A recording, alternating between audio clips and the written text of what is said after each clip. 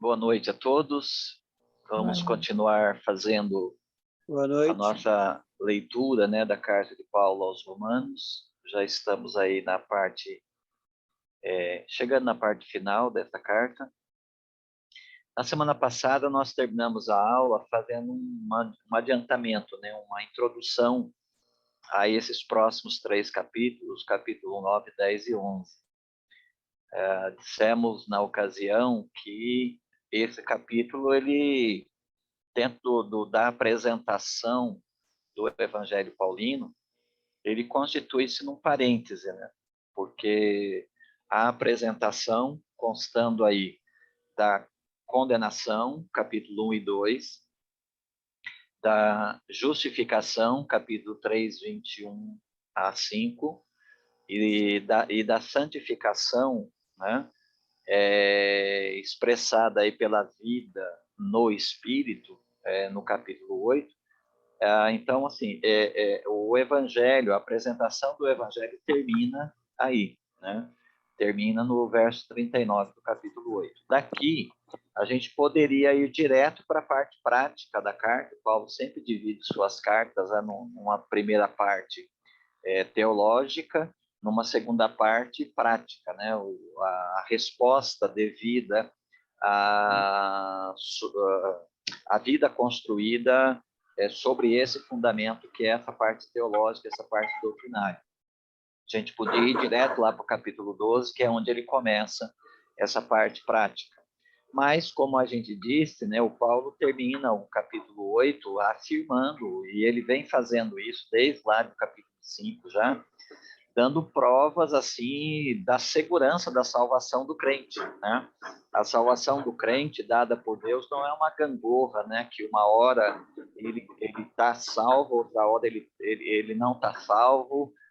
Não é uma relação insegura, é uma relação de extrema segurança, porque tudo do começo ao fim é garantido por Deus, Então, o Paulo termina também aí o capítulo 8 falando dessa segurança em que os crentes podem descansar, Os crentes podem repousar nessa graça divina, porque nada pode separar eles do amor de Deus.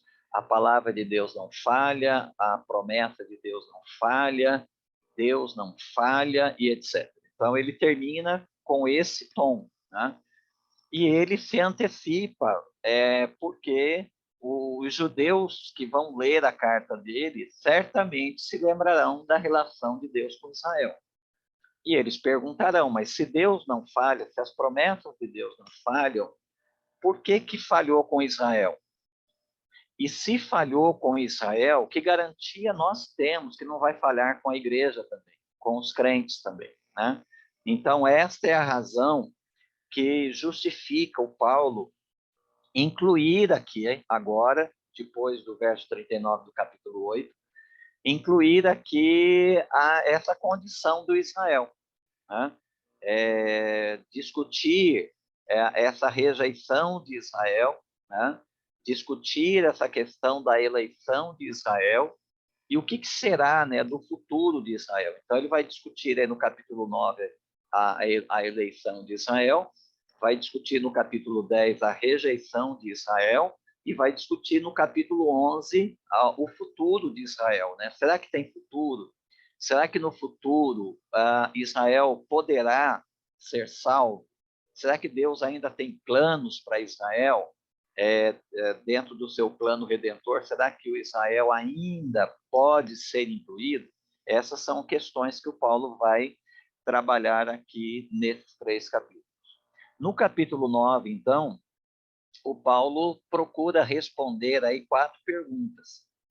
A primeira aparece aí no começo do capítulo 9, Ele começa dizendo aí, apresentando-se, dizendo: digo a verdade em Cristo, não minto, minha consciência dá testemunho comigo no Espírito Santo, de que tenho grande tristeza e incessante dor no coração, porque eu mesmo desejaria ser amaldiçoado e excluído de Cristo por amor de meus irmãos, meus parentes segundo a carne, eles são israelitas, e aí a bênção de Deus de Israel, né? Eles são a adoção, a glória, as alianças, a promulgação da lei, o culto e as promessas. Deles são os patriarcas, deles descende o Cristo segundo a carne, o qual é sobre todas as coisas, Deus bendito eternamente. Amém. O Paulo está aí basicamente afirmando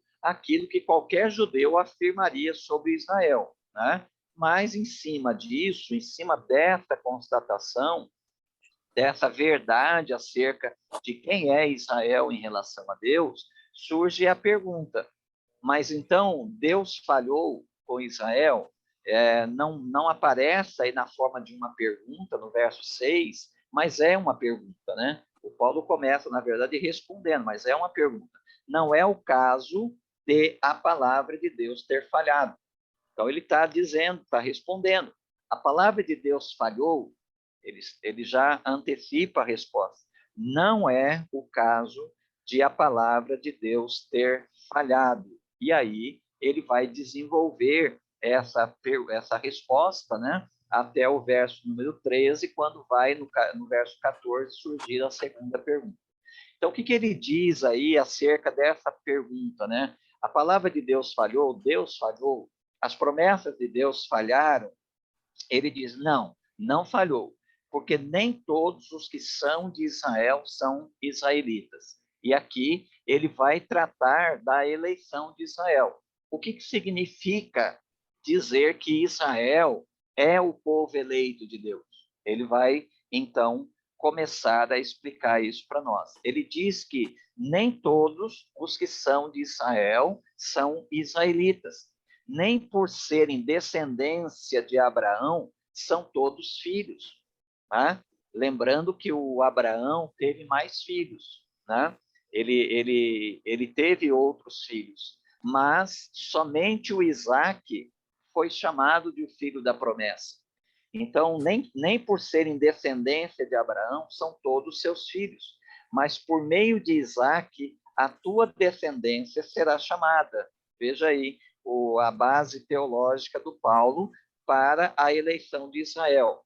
Isto é, não são os filhos naturais que são filhos de Deus, mas os filhos da promessa é que são contados como descendência. Então, veja, não é toda a descendência de Abraão, não é porque eu sou descendente de Abraão que automaticamente eu estou entre os eleitos.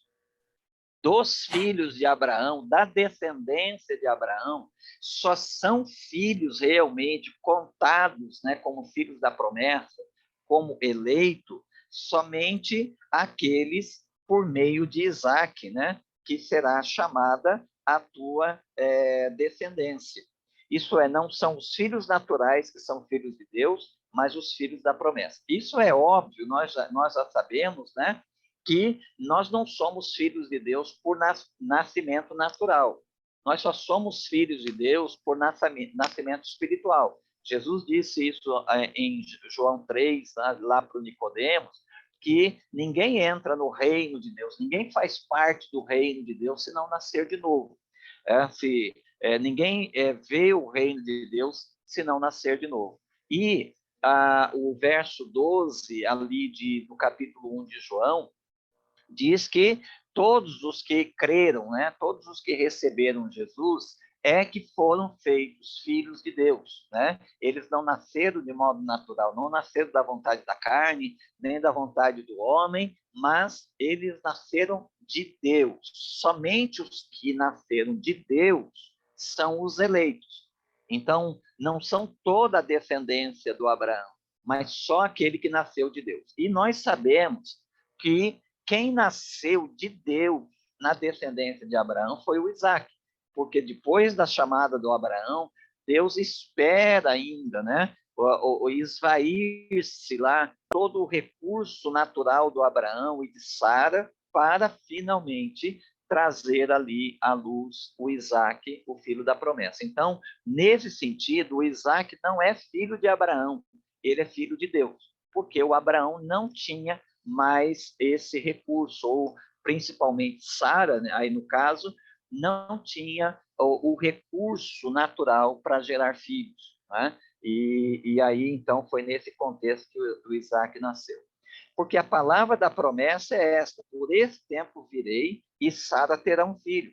E não somente isso, mas também a Rebeca, que concebeu de Isaac, nosso pai, pois os gêmeos ainda não tinham nascido, nem praticado o bem e o mal, veja, não é pelas obras, né? Nem praticado o bem e o mal, para que o propósito de Deus, segundo a eleição, permanecesse firme, não por causa das obras, mas por causa daquele que chama. Então, os eleitos de Deus não são nem os filhos naturais e nem são aqueles que praticaram uma boa obra ou alcançaram certo requisito. Os filhos de Deus são aqueles que Deus chama. Se disse: o mais velho servirá ao mais novo, contrariando todo o contexto cultural da época, né, em que o mais velho é o filho, é o primogênito, ele é o sucessor do pai, o pai morre, a herança vai para esse filho, os demais filhos, né, passam a estar sujeitos a ele, o filho mais velho, assim como estavam sujeitos ao pai enquanto estava vivo. Só que Deus inverteu isso. E essa inversão mostra de novo que não são os filhos naturais. O processo de eleição não está alinhado com os recursos naturais, mas sim com o chamado de Deus, com a eleição de Deus, com a escolha de Deus. Como está escrito: amei a Jacó, mas rejeitei a Esaú. Veja que interessante, né? Palavra dura, mas que reflete aí uma verdade que às vezes nos choca, né? Como é que Deus pode rejeitar pessoas e escolher outras? Aqui nós temos claramente essa doutrina da eleição, que não é facilmente digerida por nós, mas claramente o Paulo está lembrando aqui o Malaquias de dizer que amei a Jacó e rejeitei a Esaú. Que diremos? É a próxima pergunta que o Paulo faz, né? Que ele sabe que os judeus vão fazer. Que diremos? Há injustiça da parte de Deus? Será que Deus, ao escolher, ao eleger um e não o outro, ao chamar um e não o outro, será que Deus comete injustiça? Aí o Paulo vai responder isso até o verso 18, fazendo citações do Antigo Testamento, né? Ele vai dizer, primeiro, de modo nenhum. Assim como ele respondeu a primeira pergunta, não, a palavra de Deus não falhou.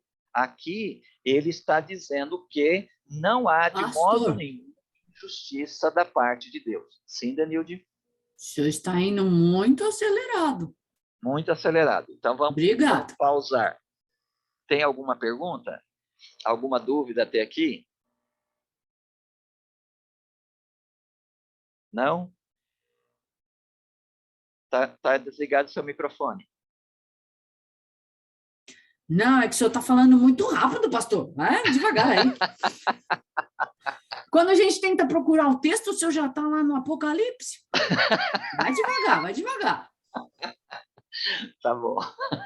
Eu vou respirar.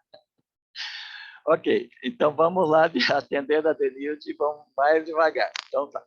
Então o Paulo, ele vai fazer essa pergunta, ele vai responder essa pergunta de modo categórico. Não há injustiça. Ele vai desenvolver, então, essa questão. Por que não há injustiça da parte de Deus? Porque ele diz a Moisés: terei misericórdia de quem eu quiser ter misericórdia, e compaixão de quem eu quiser ter compaixão. Ele está citando aqui Êxodo capítulo 33, verso 20, né? Quando Deus diz isso claramente para o Moisés, né? O Moisés pede para ver a glória de Deus, né? E Deus diz que homem nenhum pode ver a sua glória e continuar vivo, mas que, no caso do Moisés, Deus criou um meio ali para que ele visse o que era possível ser visto da glória de Deus. E Deus, nesse contexto, diz para ele que esta questão de ver Deus, né? Essa questão de ter comunhão com Deus é uma questão de Deus usar de misericórdia ou não. Então, a misericórdia de Deus aí, para ilustrar, né, não seria uma torneira que fica aberta o tempo todo. A misericórdia de Deus é uma torneira que fica fechada e que Deus abre quando Ele quer, né? Embora todos nós desejássemos que Deus use de misericórdia conosco o tempo todo, né? Essa misericórdia de Deus está sob a administração de Deus e não de nós, nem a serviço das nossas necessidades. Nós temos caso, por exemplo, né, o autor de Hebreus vai citar o Esaú, por exemplo, que depois de ter vendido, né, o seu direito de primogenitura, ele buscou com lágrimas lugar de arrependimento e não achou. Então, essa misericórdia de Deus, ela é ministrada por Deus. É Deus que tem misericórdia. Não sou eu que administro essa misericórdia, nem é a minha necessidade. Pode ser que eu precise da misericórdia de Deus e ele não seja misericordioso, ele não libere a sua misericórdia para comigo. Obviamente que a misericórdia de Deus está presente na vida da gente o tempo todo. Aqui a misericórdia de Deus está sendo vista de um modo mais restrito, né? É a misericórdia de Deus no sentido de ele salvar pessoas. Embora Deus ame o mundo de tal maneira, ele vai ter misericórdia dos que creem, né? E não do mundo inteiro. Ele está aqui restringindo, né?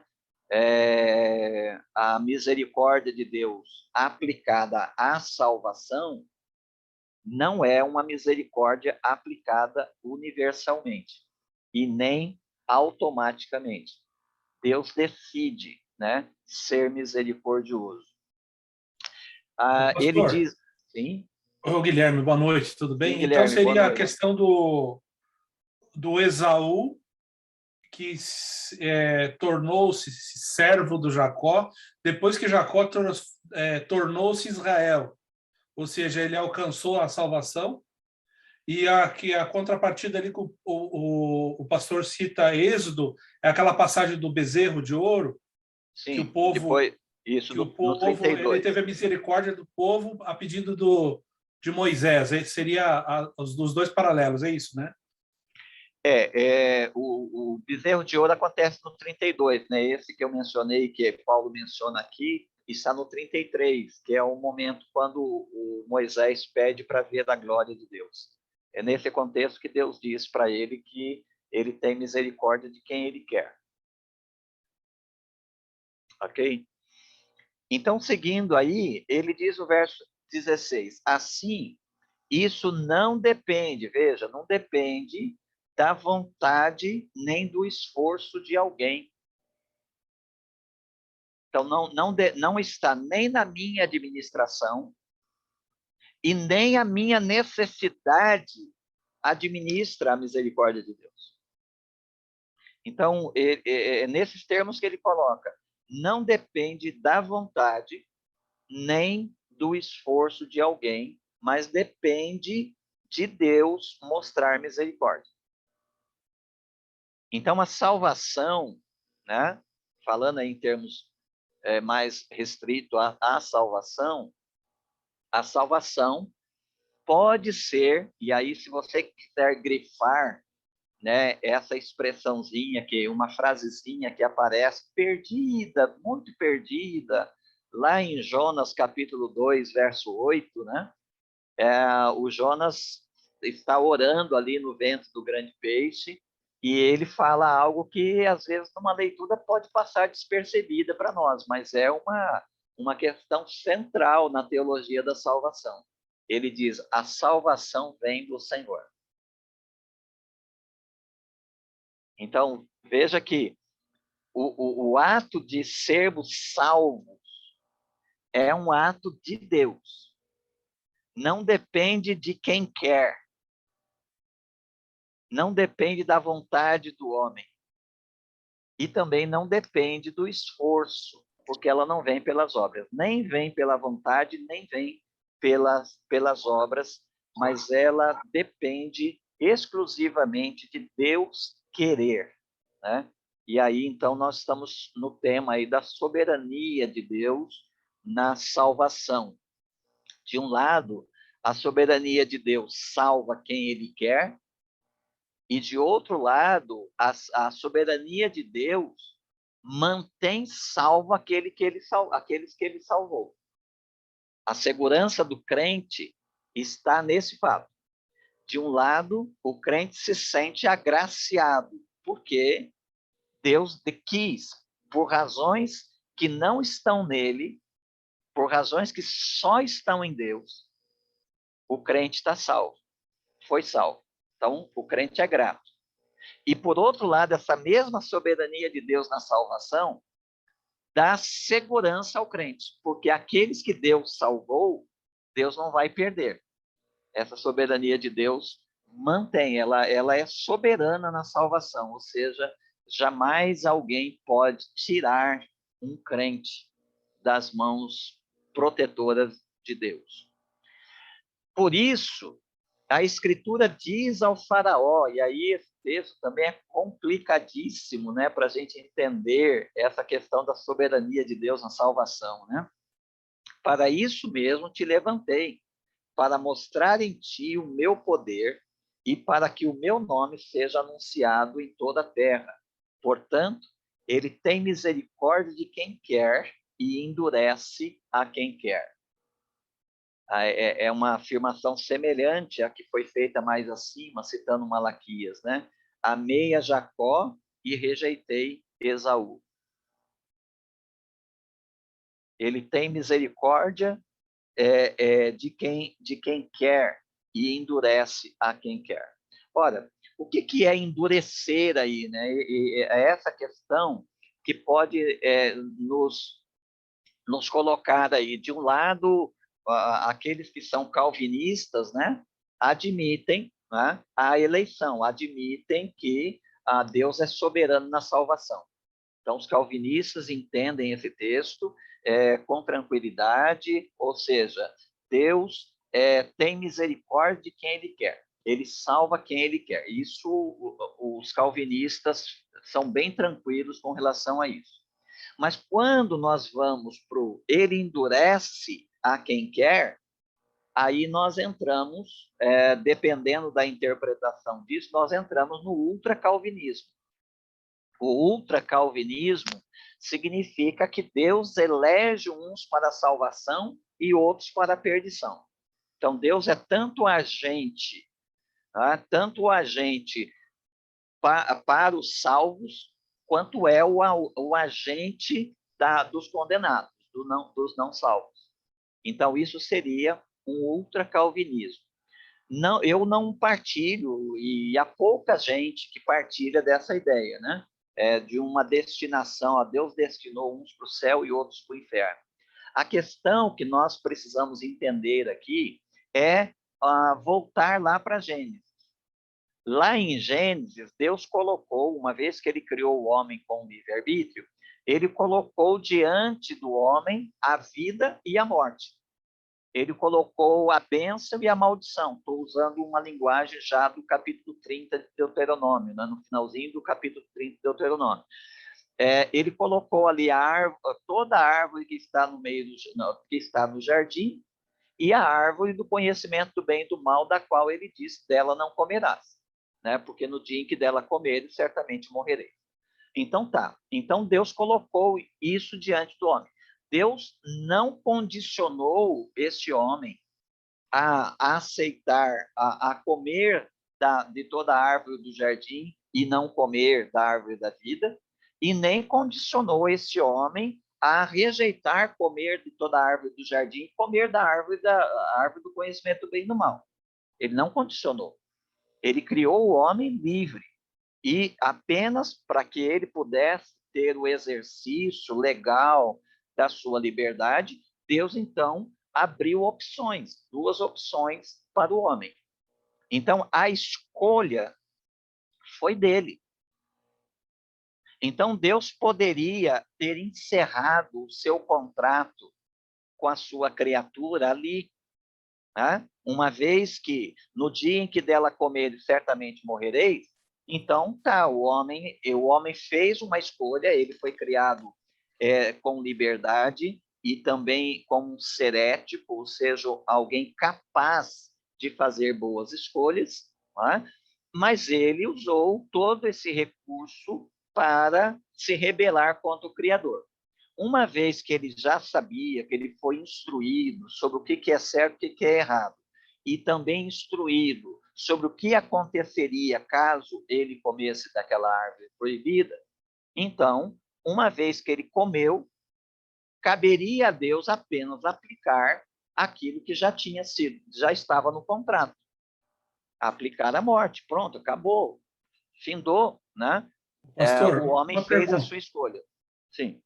Ali, quando o Paulo fala do faraó, ele se refere à passagem de Êxodo, Sim, quando das pragas lá, que sim. só depois lá, eu não lembro qual praga, sim, quinta, sexta, não sei, eu não lembro qual praga que endureceu o coração de Faraó, é esse paralelo aí? Isso, exatamente.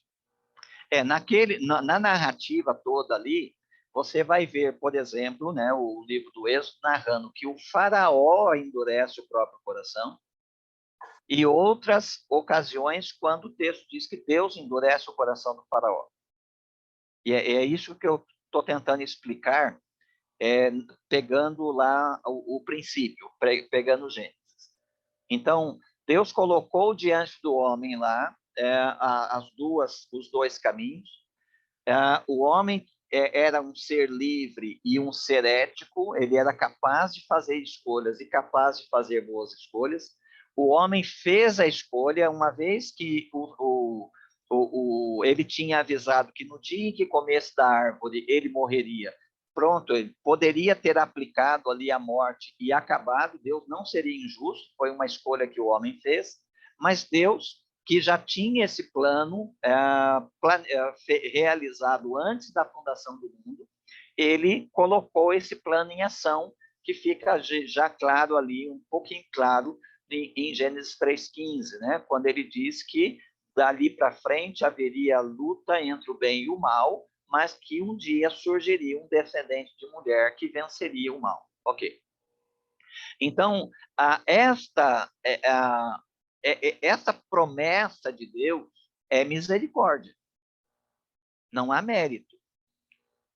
Porque se o homem ali, o Adão, ali no Éden, se ele dissesse assim, Deus, seja justo comigo. Bom, ser justo com o Adão bom, morreu, acabou. Aniquilou. Isso é ser justo.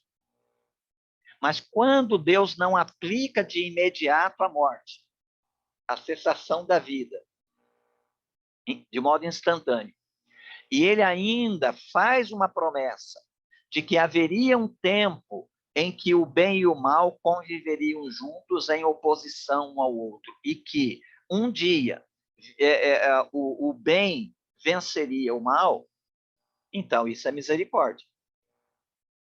Respondendo aqui à questão, que diremos? A injustiça da parte de Deus? Não. Há misericórdia. Até então houve misericórdia. Agora, a injustiça da parte de Deus, se ele decide, por exemplo, salvar uns e não salvar outros? Claro que não. Todo mundo merecia a morte. Ser justo aqui, todo mundo morre. Pronto. Findou, resolveu o problema. Deus está sendo justo. Mas Deus é misericordioso. Só que essa misericórdia de Deus não é estendida a todos. Não é estendida automática e universalmente. Deus tem misericórdia de quem ele quer. Então, os eleitos de Deus não são eleitos porque são melhores do que os outros. São mais justos do que os outros. Não, todo mundo pecou e todo mundo está destituído da glória de Deus. Mas em misericórdia, Deus decide salvar alguns, e não todos. Então não há, aqui Paulo respondendo, não há injustiça da parte de Deus. No verso 19, surge a terceira pergunta nesse capítulo. Então me dirás, por que Deus ainda se queixa? Pois quem pode resistir à sua vontade? O que é aqui supostamente Deus está se queixando? A questão é que, por vezes, por meio dos profetas, por meio dos apóstolos do Novo Testamento, por vezes, Deus está se queixando da incredulidade, da dureza de coração, da resistência, especialmente aí no caso de judeus, à sua oferta de salvação. Mas se é Deus quem quem salva um, né? Tem misericórdia de uns e endurece a outros, do que Deus então estaria se queixando? O Paulo então vai responder essa pergunta dizendo, falando aquilo que é óbvio, né? Ele diz assim: mas quem és tu, ó homem? Essa pergunta, quem somos nós, né? Para argumentares com Deus. O nosso argumento com Deus aqui, qual que é?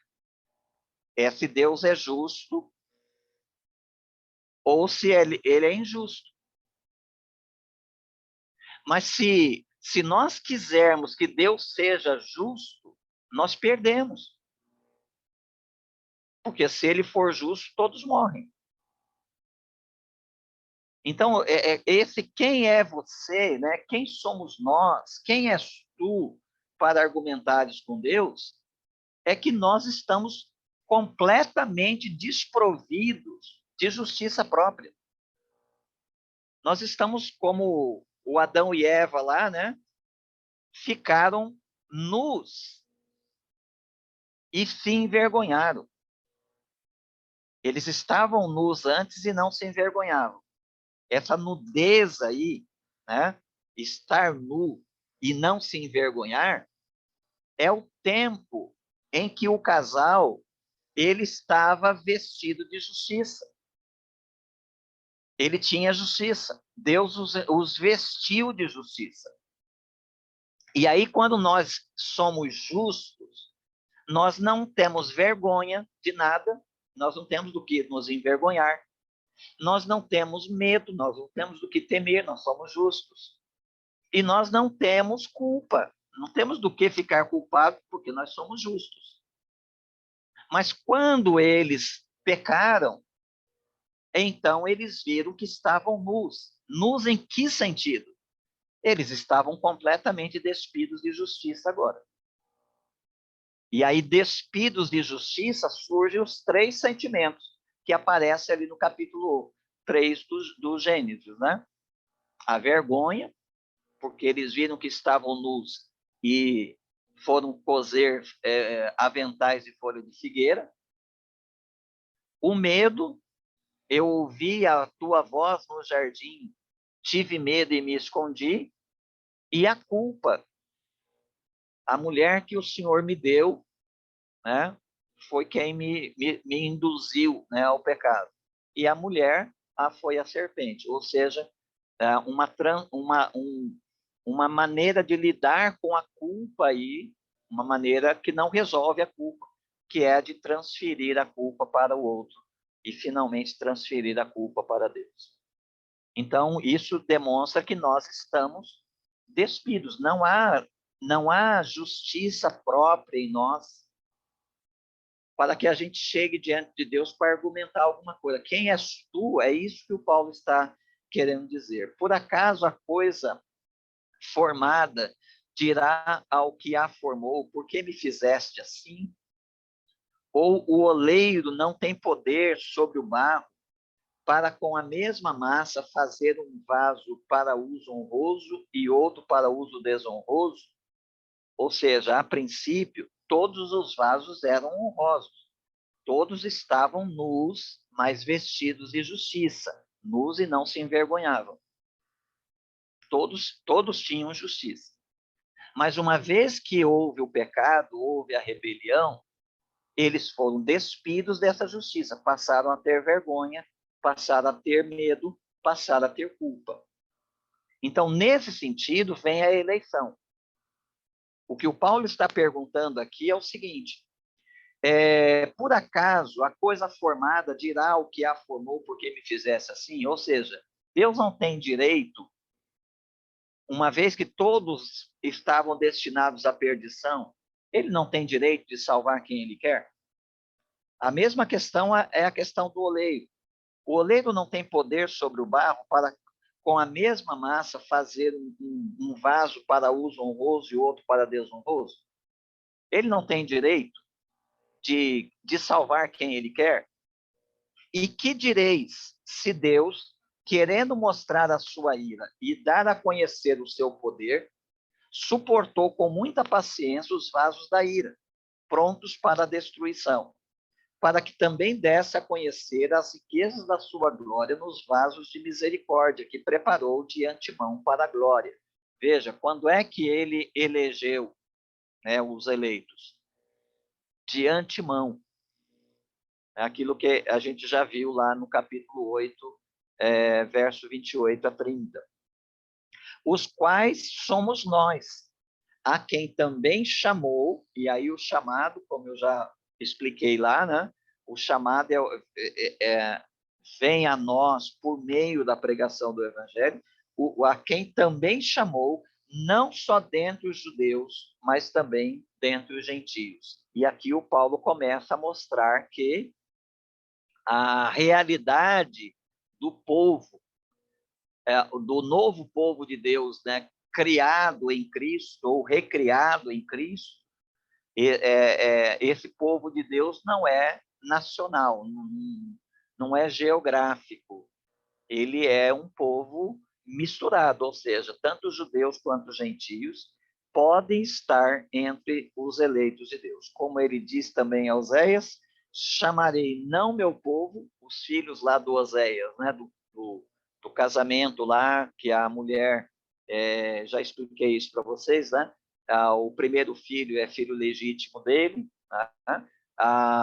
Mas o segundo e o terceiro filho não são legítimos, são filhos de adultério. Então ele chama lá, né? Não meu povo, ou seja, não meu filho. E Deus pega essa história do Oséias para fazer aí uma analogia, né, com a história dele com Israel. Chamarei não meu povo de meu povo. Quem é o não meu povo? Os gentios. O Pedro desenvolve isso no verso 10 do capítulo 2, da primeira carta. Ele diz lá que nós fomos transportados, né, das trevas para a sua maravilhosa luz, para que anunciemos as virtudes daquele que nos chamou das trevas para a maravilhosa luz. E ele diz, então, vocês que não eram povo, ou seja, vocês não eram povo de Deus, agora sois povo. Então, o não meu povo, Deus chamou agora de meu povo, são os gentios.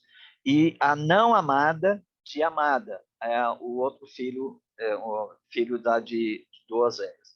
E sucederá que no lugar em que lhes foi dito, vós não sois meu povo, aí serão chamados filhos do Deus vivo.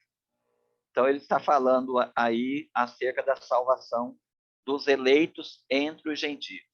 Também Isaías exclama acerca de Israel: ainda que o número dos filhos de Israel seja como a areia do mar, o remanescente é que será salvo. Veja, não é todo gentio que vai ser salvo,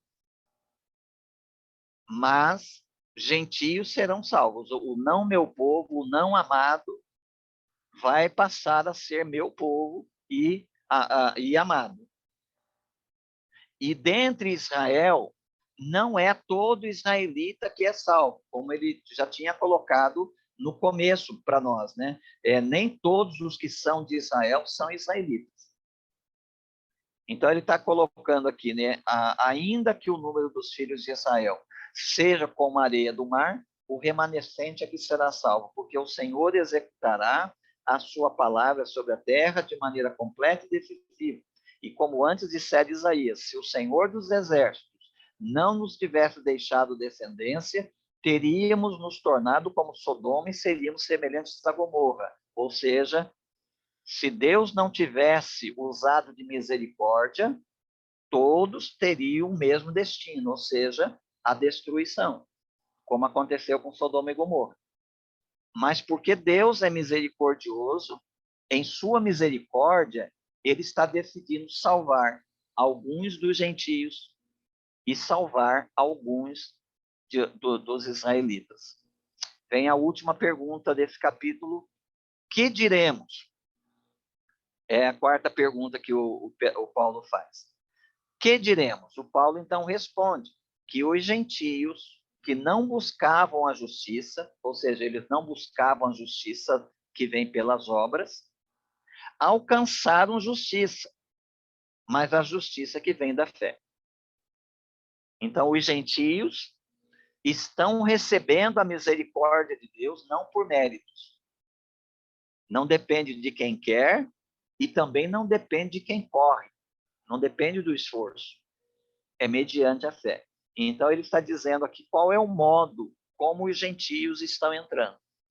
Eles não estão entrando por meio dos seus próprios recursos, por meio da busca de uma justiça que vem pelas obras da lei, mas uma justiça que vem pela fé. Mas Israel, e aí por que o Israel não está entrando, pelo menos não na sua totalidade? Ele diz aí, né? Mas Israel, buscando a lei da justiça, não alcançou essa lei. Porque Israel pretende ser aceito por Deus, ser povo eleito por Deus com base nos méritos, com base nas obras da lei. E é justamente esse o grande impedimento para a salvação. Toda tentativa de salvação por meio dos méritos, ela vai esbarrar na rejeição.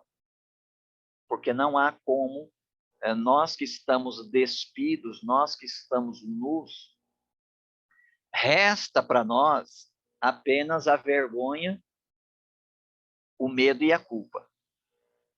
Nós não temos justiça própria, então é impossível que pelas obras alguém seja salvo. E é justamente isso que barra a salvação de Israel. Por quê? Porque eles não a buscam pela fé, mas com base nas obras. E tropeçaram na pedra de tropeço. Como está escrito, eu ponho em Sião uma pedra de tropeço e uma rocha de ofensa, e quem nela crer não será envergonhado. Ou seja, o próprio Jesus, o próprio Messias, o próprio Salvador, acabou sendo para Israel uma pedra de tropeço, porque eles continuaram entendendo que a aceitação deles da parte de Deus vem pelos méritos, ou seja, nós somos descendentes de Abraão, nossa é a promulgação da lei, nossas são as alianças, né? Nossos são os patriarcas, nossas são as promessas, nosso é o culto, e tudo aquilo que aparece no verso 4 e 5. Eles querem se ver como aceitos por Deus com base nessas coisas. E nenhuma dessas coisas são capazes, na verdade, de trazer a salvação ou de concretizar a eleição. É só a misericórdia de Deus. E se é a misericórdia de Deus, ela só vem mediante a fé e não pelos méritos humanos. Ok, perguntas, dúvidas? Querem respirar? Está muito corrido, Denilde?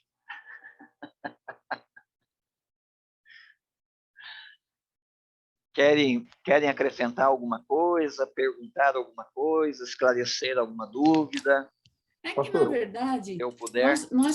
nós sabemos disso tudo, mas quando se aprofunda demais, é informação, muita informação, Uhum, né? E conectar os textos da Bíblia toda, porque a Bíblia toda é a história da redenção.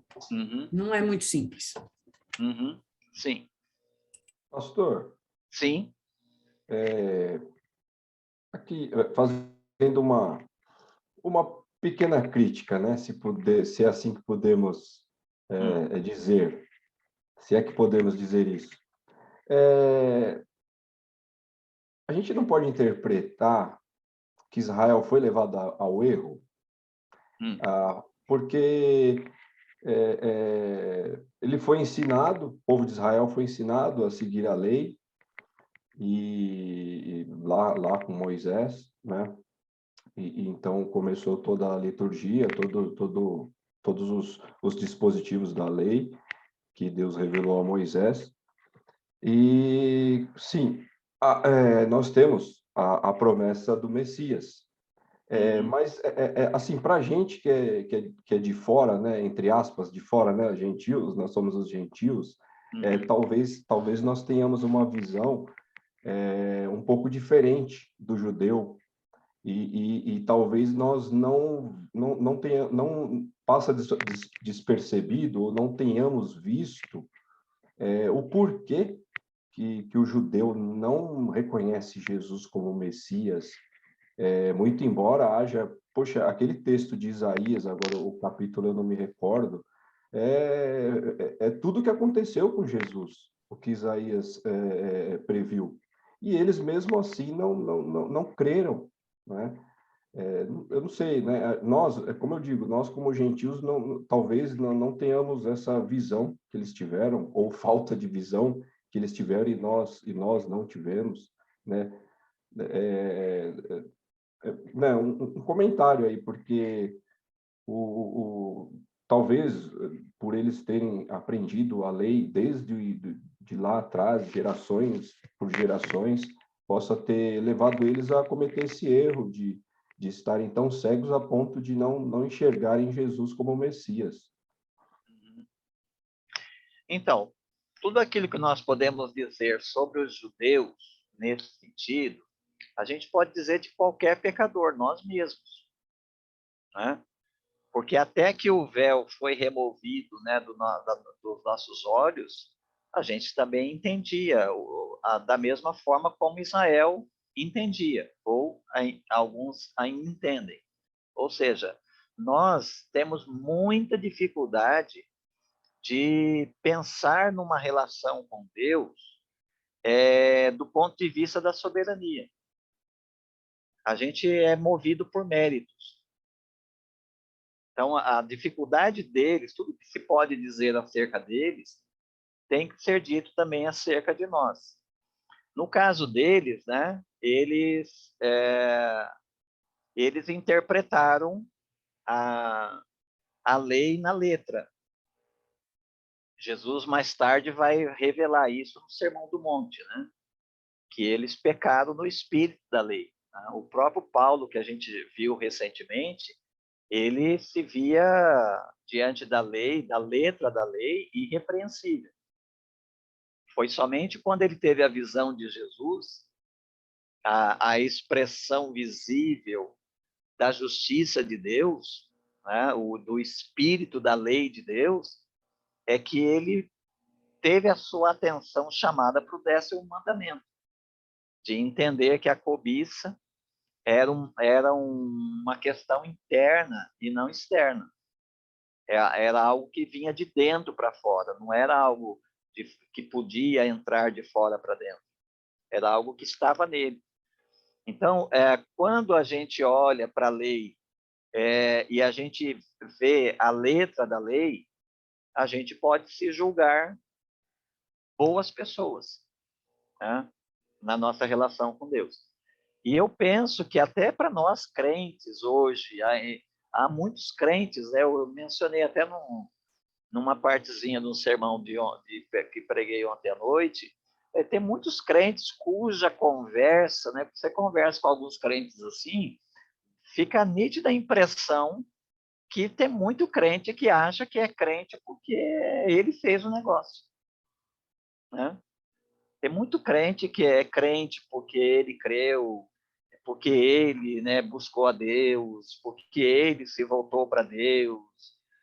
Tem muita gente que evangeliza, né, sem qualquer compaixão, achando que as pessoas, né, são o que são, porque porque rejeitam a Deus. Elas estão rejeitando a Deus, estão, só que elas não sabem disso. E elas se esquecem que nós também levamos muito tempo para entender, e nós não entendemos com base no nosso próprio entendimento, porque o homem natural não entende as coisas de Deus. Porque as coisas espirituais se discernem espiritualmente. Então, nesse sentido, nós devemos tudo aquilo que a gente entende de ser crente hoje, de estar entre os eleitos, de pertencer ao povo de Deus, de ter vindo ao conhecimento de Deus, tudo isso dependeu exclusivamente da misericórdia de Deus ter nos alcançado. Fora isso, nós somos o que eles são, né? Ou permaneceríamos sendo o que nós éramos antes. Eu disse no sermão de ontem que assim, né, o crente tem um antes, né? Ele tem um antes. E ele tem um antes porque ele tem um quando, né? O antes dele durou até quando a bondade de Deus apareceu, né? Falando da encarnação de Cristo, e o amor de Deus se revelou a todos os homens, falando da crucificação de Cristo. Então, ele tem um antes porque tem um quando. Se não tivesse um quando, né, se a bondade de Deus não tivesse se manifestado, não tivesse aparecido, a gente estaria na mesma condição, não existiria um antes. E, nesse sentido, Deus não leva em conta o tempo da ignorância, né? O antes. Deus não leva, exato, Deus não leva em conta o tempo da ignorância, porque toda a ignorância vai ser levada sobre Jesus. Né? Tudo aquilo, toda a ignorância, toda a rejeição, toda a incredulidade e todos os frutos dessa rejeição e dessa incredulidade, que são os pecados, né, no plural, tudo isso vai e foi, de fato, acreditado na conta de Jesus e levado por ele, levado por ele sobre o madeiro. Pastor, quando o senhor diz sobre a soberania de Deus, que é difícil de digerir, e é mesmo. Aí eu fico pensando nessas pessoas, que é comum você ouvir histórias, puxa, mas eu tenho orado pelo meu marido há 30 anos, pelo meu filho há 50 anos, e pode ainda ser que essas pessoas venham a morrer perdidas. Porque embora pai, mãe, marido, tio, tia queira que se salve, mas não depende de ninguém. É isso mesmo. Isso... É fria assim, porque chega a ser frio o negócio, pastor. Chega a ser duro. Aí, nesse sentido, até nós colocamos em xeque a nossa salvação. Senhor, será que eu? Então, é por isso que eu não gosto de algumas expressões que, às vezes, se tornam dogmáticas, né, no discurso dos crentes, de um modo geral. Né? Por exemplo, a oração é a chave que move a mão de Deus. Muito esquisito isso. Você coloca a oração numa posição de soberania sobre Deus. Toda oração do crente é uma oração de humildade. Não é uma oração de quem vai lá como se tivesse mérito. Não é agora eu vou orar e a coisa vai acontecer. Não, Deus tem misericórdia de quem Ele quer. E eu acrescentaria aí, né, não acrescentando nada às Escrituras, mas acrescentando dentro dessa interpretação que Deus não somente tem misericórdia de quem Ele quer, Ele tem misericórdia quando Ele quer. Então, às vezes a gente coloca certos rituais, né, da nossa religião, a gente empresta uma certa soberania a esses rituais, né? O movimento da teologia da prosperidade, por exemplo, faz muito isso, né? Se você fizer assim, assim, assado, Deus vai fazer assim, assim, assado. Né? Tem até a história, né, daqueles que vendem, né, uma ousadia espiritual de colocar Deus contra a parede. Né? Uns negócios meio absurdos, assim, é coisa de quem não leu a Bíblia, né? Não conhece Deus, deve conhecer o Deus concebido pela sua própria cobiça, mas não Deus revelado nas Escrituras. Então, Aí, na nossa aproximação de Deus, todas as disciplinas espirituais que estão aí à nossa disposição, a nossa participação, a nossa cooperação com Deus, a oração, tudo isso não vem de coração arrogante, não vem de coração cheio de si. Essa é uma atitude humilde, é uma atitude de quem vai a Deus na esperança, né, de obter socorro em tempos de necessidade.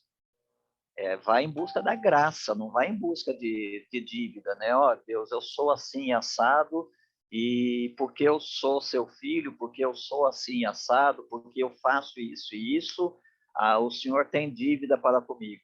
Não, Deus não tem dívida nenhuma para conosco. Deus não deve nada. Né? Quando nos acontece alguma coisa, a gente diz assim, mas Senhor, por quê, né? Por que eu? Né? Mas, Senhor, eu vivi a minha vida toda direitinho, etc. A gente pega as nossas boas obras, e aí, aquilo que a gente estava falando agora há pouco, né, sobre os judeus, a gente carrega essa cegueira dos judeus também, né, de lá no fundo da alma ainda entender que é mérito. E esse texto aqui, ele desafia esse nosso orgulho, essa nossa soberba, né? Não é à toa que o Paulo vai mostrar para nós, no final de toda essa argumentação aqui, ele vai mostrar para nós o nosso lugar e o lugar de Deus, né? No cântico lá, ó profundidade da riqueza, da sabedoria e do conhecimento de Deus, quão insondáveis são os seus juízos, quão inescrutáveis os seus caminhos. Pois quem conheceu a mente do Senhor? Quem se tornou seu conselheiro? Quem primeiro lhe deu alguma coisa para que lhe seja recompensado? Porque todas as coisas são dele, por ele e para ele. A ele seja a glória eternamente. Amém. O Paulo termina em adoração, e a adoração aqui é cara no pó, porque não tem mérito, não tem justiça própria. pastor, isso tem também a ver com aquilo que nós aprendemos em Eclesiastes, que o senhor dizia do determinismo. Uhum. Né? Onde é que fica a responsabilidade do homem, então? Isso se encaixa no que o senhor está dizendo aí. Por exemplo, eu vejo muitos pastores de mídias, não entre os batistas, graças a Deus, mas pastores que nem sei se é correto a maneira como eles falam, e falam, olha, eu te abençoo, eu determino, e esse determinismo é muito gritante. Uhum. É um entendimento equivocado de Deus, né? De Deus na sua totalidade, na sua divindade, porque Deus não pode ser menos do que soberano. Ele não pode ser menos do que soberano. Porque se houver qualquer coisa, qualquer objeto, qualquer ser em pé de igualdade com Deus, então Deus não é Deus. Então, colocar-se numa relação com Deus dessa forma, ou colocar um ritual, a oração, como soberana, é dizer que Deus não é Deus. Numa linguagem assim bem simples, né? Deus tem direito de fazer o que ele quiser. Ele tem direitos de usar de misericórdia com quem ele quer e quando ele quer. A bênção é que esse Deus, por razões que só ele conhece, escolheu você e não seu vizinho.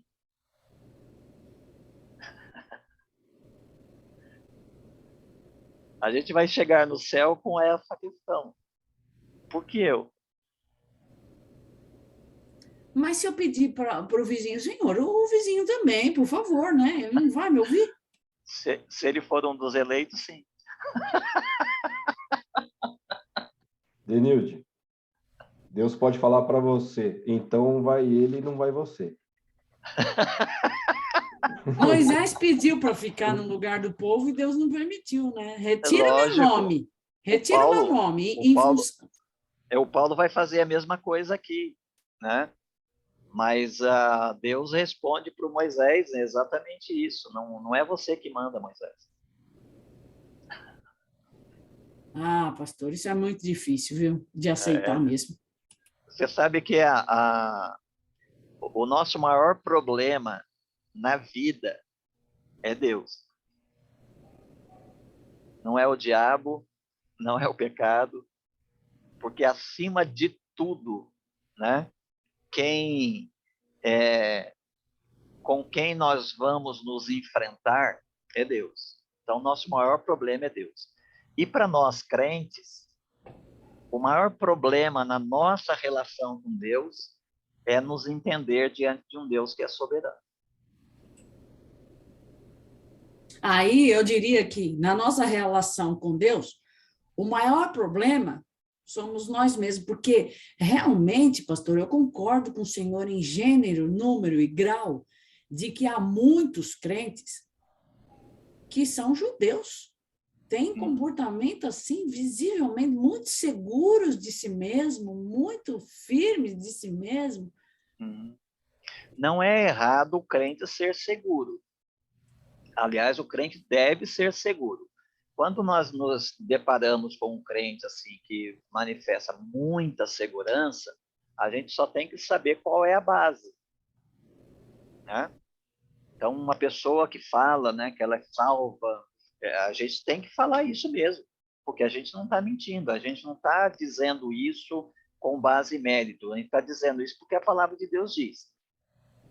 Então, o crente deve, sim, falar da sua salvação, da sua certeza de salvação, etc. Só que quando a gente se depara com alguém que manifesta essa certeza, a gente tem que perguntar, talvez numa conversa, num diálogo ali, tomando um cafezinho junto, né? Perguntar para ele assim, por que você tem tanta certeza? E aí ouvir. Então, se a certeza estiver alicerçada na soberania de Deus, na graça de Deus, então está correta. O crente tem que ser seguro. O crente não pode ser titubeante. Pode ser uma gangorra, né? Um dia eu acho que sim, um dia eu acho que não, e viver na dúvida se ele é salvo ou se ele não é salvo. Ele tem que viver na certeza. Mas aonde que ele sustenta a certeza dele? Aí você vai para esses dois aspectos. Deus é soberano, ele tem misericórdia de quem ele quer, né? E em Cristo, Deus foi misericordioso comigo. Então, se chegarmos diante de Deus, né? E Deus perguntasse para nós assim, e aí, por que você está aqui? A única resposta é a cruz. É a graça de Deus, é o amor de Deus que se manifestou a todos os homens. Se colocar uma vírgula, um mais, aí fazer algum acréscimo, aí essa base de segurança já está comprometida. Ok, vamos seguir um pouquinho mais no capítulo 10. O capítulo 10 vai tratar, então, aí da rejeição de Israel. Então, o capítulo 9 tratou da eleição e explicou para nós o que é eleição. Você não é eleito porque você é israelita. Nem todo israelita, né, pertence a Israel. Os salvos não são os descendentes de Abraão. mas são os descendentes de Isaac, né? São os que são da linhagem do Isaac, porque ele é o filho que nasceu de Deus, né? Não nasceu dos recursos naturais de Abraão e de Sara. E agora a questão é o seguinte: a pergunta é se Deus rejeitou Israel, né? Então, Deus rejeitou Israel. O capítulo 10, então, vai tratar aí para nós disso, né? Irmãos, o desejo do meu coração e a minha súplica a Deus em favor de Israel é que ele seja salvo. Então, Paulo está orando, viu, Denilde? Você pode orar pelo seu vizinho, né? Porque o Paulo também está orando. Ele ora pela salvação de Israel. Significa que Deus vai salvar Israel? Não, não necessariamente. Assim, no seu todo, estou dizendo, né? Agora, quando Paulo ora por Israel, a pergunta que surge é: Deus não está salvando Israel? Paulo começa a responder no verso 2. Ele diz: posso testemunhar de que eles têm zelo por Deus, mas não com entendimento. Aquilo que a gente estava falando agora da visão que eles têm da lei, né? Uma interpretação na base da letra da lei. Pois não reconhecendo a justiça de Deus, o que é a justiça de Deus? O que é não reconhecer a justiça de Deus? É aquela que se manifestou no Evangelho. Paulo falou isso lá no verso 17, né? Que a justiça de Deus se revela no Evangelho. E no 3:21, o Paulo diz lá que a justiça de Deus se manifestou, né? Sem a lei, mas com o testemunho da lei e dos profetas. Como que ela se manifestou? Deus propôs o seu próprio filho como sacrifício expiatório. Então, é aí que a justiça de Deus se manifestou. Mas eles não reconhecem a justiça de Deus. E eles não reconhecendo, eles procuram estabelecer a sua própria. Ou seja, eles querem ser salvos pelas obras. Eles querem se gloriar de que, sendo israelitas, deles é a adoção, a glória, as alianças, a promulgação da lei, o culto e as promessas, deles são os patriarcas. Eles querem se gloriar nisso. Eles querem que a justiça venha desses méritos aí, né? De serem descendentes de Abraão. E, por eles quererem estabelecer a sua própria, eles não se sujeitam à justiça de Deus. Eles não se sujeitam ao meio de salvação, né? A manifestação da justiça. Aquilo que Paulo colocou lá no 3:26, que Deus permanece justo e justificador daqueles que têm fé em Jesus. E o Paulo resume isso no verso 4. Pois Cristo é o fim da lei. Fim aqui não é fim de acabar, né? Fim aqui é a palavra grega teleios, que tem o sentido de finalidade. Aqui o Paulo está mostrando qual era a finalidade da lei. A finalidade da lei não era para que os israelitas cumprissem a lei na letra, mas a finalidade da lei era, como ele vai falar na sua carta aos Gálatas, no capítulo 3, a finalidade da lei era ser um aio, um pedagogo que conduziria as pessoas a Cristo. E como é que a lei faria esse trabalho? Você vai para a lei, você olha para ela como um espelho, e o que acontece? A lei revela que você é pecador. E revelando que você é pecador, que você é transgressor da lei, ela revela também que você está debaixo da maldição da lei. Você está debaixo da condenação da lei. Ora, se você é transgressor da lei, e como tal, você está debaixo da maldição da lei, então você tem duas alternativas. Ou Deus cumpre a justa exigência da sua lei e mata você, né? Ou, no sentido aqui do capítulo anterior, deixa você seguir o seu livre curso como uma pessoa que vai finalmente experimentar a rejeição final de Deus, ou você vai a ele em busca de misericórdia. No Salmo 51, por exemplo, fica claro isso. O Davi, ele sabe que ele cometeu pecados que não tem previsão na lei de sacrifício. Né? Que, aliás, o sistema sacrificial, ele só tinha validade para os pecados não intencionais. Os pecados conhecidos, né, chamados de pecados de mão erguida, os pecados conscientes, não tinha sacrifício previsto na lei. Então, nesse sentido, a lei nunca foi dada para prover salvação.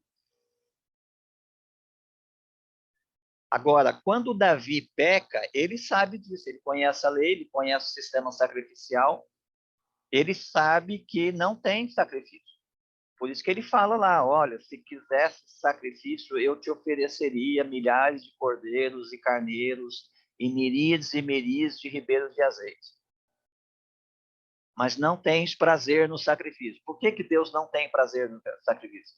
Não é que Deus deu o sistema sacrificial e depois contrariou o próprio sistema que ofereceu. Não tem prazer porque não há provisão no sistema sacrificial para os pecados que o Davi cometeu. Quando isso acontece, o que cabe ao sujeito? Fazer o que o Davi fez no Salmo 51. Ele foi em busca de misericórdia. E quando ele vai em busca de misericórdia, ele não vai lá falar, Deus é misericordioso, ele vai ter misericórdia de mim. Não, não vai. Ele vai suplicar misericórdia. E ele não vai tranquilão para ali, não, Deus é misericordioso, certamente ele vai ter misericórdia de mim. Não. Ele vai se humilhar, ele vai clamar ali, ele vai colocar a cara no pó, porque ele sabe que misericórdia Deus tem se quiser. Não é o fato de eu ter me arrependido, não é o fato de eu ter orado, não é o fato de eu ter feito isso ou aquilo, não isso, nada disso garante que Deus vai ter misericórdia. Por isso que o Davi usa ali verbos fortes, né, na língua hebraica, fortes ali para falar tanto da sua confissão, quanto falar daquilo que era necessário para ele em termos de perdão. E é por isso que no Salmo 32, ele vai falar que esse sujeito é bem-aventurado, né? Bem-aventurado aquele a quem Deus não imputa o seu próprio pecado. Por que ele é bem-aventurado? Porque ele obteve misericórdia de Deus. Obter misericórdia de Deus não é algo corriqueiro. Não é um lugar comum. Misericórdia é que nem milagre. É uma intervenção no mundo natural. O natural da justiça de Deus é a condenação. Então, o Davi vai nessa condição. Não tem sacrifício, não tem o que eu faça. A única coisa que eu posso fazer é suplicar que Deus tenha misericórdia de mim. Eu não tenho nenhuma garantia de que ele vai ter misericórdia de mim. Por isso que no final ele celebra, bem-aventurado o homem a quem o Senhor não atribui pecado. Então, essa lei, dessa forma, ela conduz você para Cristo. Por quê? Porque vai mostrar para você que a única saída que você tem é apelar para a misericórdia. Não vai apelar para a religião, não vai apelar para as boas obras, para a justiça própria, não vai apelar para os rituais. Não, você vai apelar para a misericórdia. E ficar no aguardo de que Deus tenha misericórdia de você. né? Então, dessa forma, é que a lei nos empurra para Cristo. Porque em Cristo, a misericórdia de Deus se manifestou a nós. Deus se mostra misericordioso ao não apenas enviar Jesus, mas também ao entregá-lo por nós. E isso faz com que Deus esteja livre para usar de misericórdia para conosco. Sem Cristo, sem misericórdia. Então, é esse o sentido aqui, pois Cristo é o fim da lei, ou seja, a lei conduz para ele, a lei apontava para ele, e aqueles que chegam a Cristo recebem aquilo que procuram, a misericórdia. A misericórdia em forma de justificação. Pois Cristo é o fim da lei para a justificação de todo aquele que crê.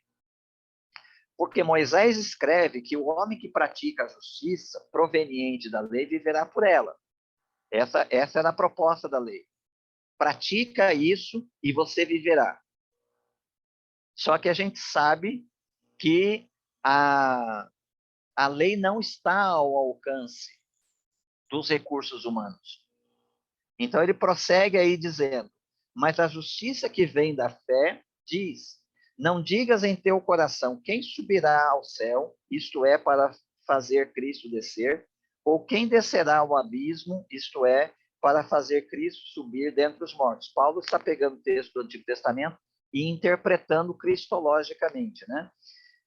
E ele diz, mas que diz? A palavra está perto de ti, na tua boca e no teu coração, isto é, a palavra da fé que pregamos. Ele está fazendo referência ao capítulo 30 de Deuteronômio, quando então, depois de ter feito uma longa apresentação da lei, o Paulo está dizendo, olha, Deus pôs diante de vocês a vida e a morte, a bênção e a maldição, e no final, então, ele diz que tudo isso está diante de vocês, e apela para que eles escolham a vida, né, para que eles sejam abençoados por Deus. Então, a salvação não está longe do gentio e nem está longe do judeu, porque a salvação vem de Deus, a salvação está em Deus. Basta que Deus use de misericórdia e a pessoa então será salva. Então, a salvação não depende dos méritos, né? Ninguém vai, por exemplo, subir ao céu para trazer Cristo, ou seja, subir ao céu para obter salvação. Ninguém vai descer ao abismo para ali, então, fazer Cristo subir. Não tem esforço humano nisso. Cristo veio enviado por Deus. Ele morreu e foi ressuscitado por Deus. Não tem participação humana nisso.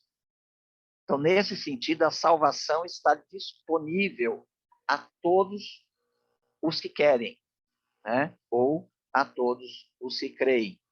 Por quê? Se com a tua boca confessares Jesus como Senhor, e aqui uma maneira de dizer como é que se crê, né?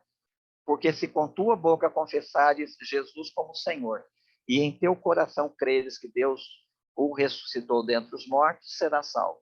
Ou seja, se você crer que em graça, em misericórdia, Deus enviou o Salvador, se você crer que esse Salvador morreu por você e Deus aceitou o sacrifício dele no seu lugar, ressuscitando dentre os mortos, é isso que as pessoas precisam crer. E aí, então, ele diz, você será salvo.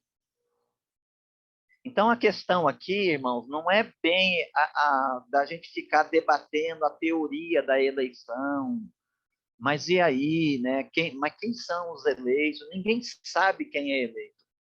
No final das contas, os eleitos são os que creem.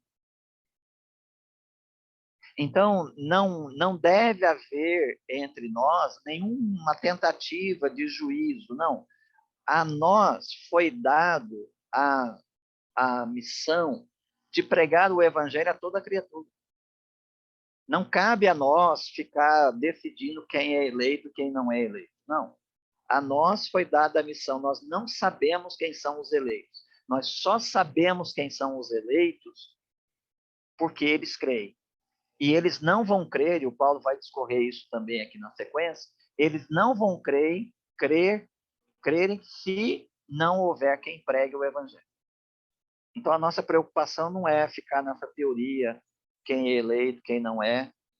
A nossa questão é, nós temos que pregar o evangelho a toda criatura, porque é por meio do evangelho, é por meio das palavras de Cristo que a fé vem, né? A fé que salva vem.